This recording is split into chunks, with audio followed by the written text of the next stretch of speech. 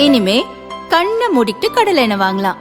ஏன்னா மந்த்ரா கடலை எண்ணெய் இதயத்தின் தயாரிப்பு. வறுக்க பொரிக்க ஏன் எல்லா சமையலுக்கும் மந்த்ரா தான். மந்த்ரா கடலை எண்ணெய், அபார ருசி, ஆரோக்கியமான உடல் நலம்.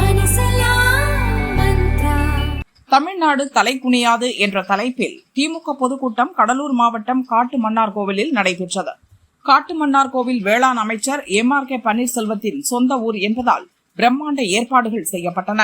உயர்கல்வித்துறை அமைச்சர் செழியன் திமுக ஆட்சியின் அருமை பெருமைகளை பற்றி பேசிக் கொண்டிருந்தார். போர் அடித்து விட்டதோ என்னவோ வந்திருந்த கூட்டம் எழுந்து செல்ல ஆரம்பித்தது. இதனால் பெரும்பாலான சேர்கள் காலியாக கிடந்தன. பொதுக்கூட்டம் வெறிச்சோடியது. மேடையின் முன்புறம் மட்டும் 30-40 திமுக நிர்வாகிகள் உட்கார்ந்திருந்ததால் தொடர்ந்து அமைச்சர் கோவி செழியன் பேச வேண்டியிருந்தது.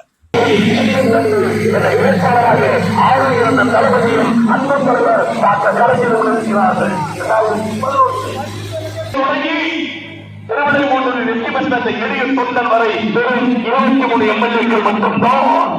2011 23 அது உண்டு. திருவள்ளிபுத்தூர், அந்த திருவள்ளிபுத்தூர் தொகுதியிலும் நான் வெற்றி பெறுவதற்கு காரணம்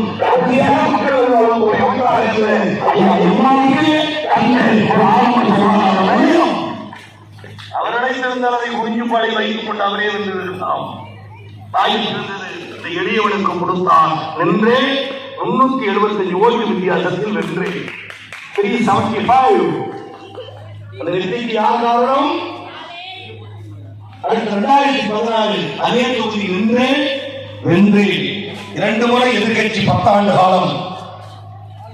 2021 3வது முறையும் அதே தொகுதியில் தலைவர் என்னை தேர்தல் களத்தில் நிறுத்தினார். உதயசூரிய சின்னம் தந்தார். 3வது முறையும் ஒரே தொகுதியில் நின்று வென்று 3 முறை தொடர்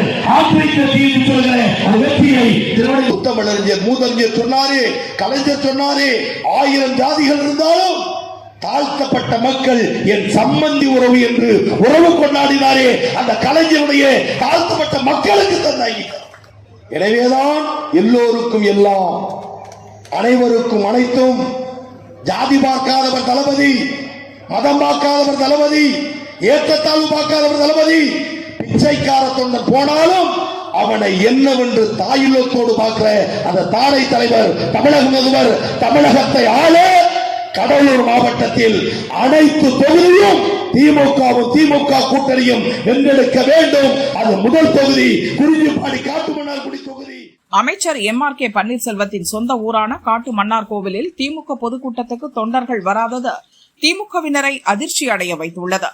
சேர்கள் காலியாக கிடைக்கும் வீடியோ சமூக வலைதளங்களில் வைரலாகி வருகிறது.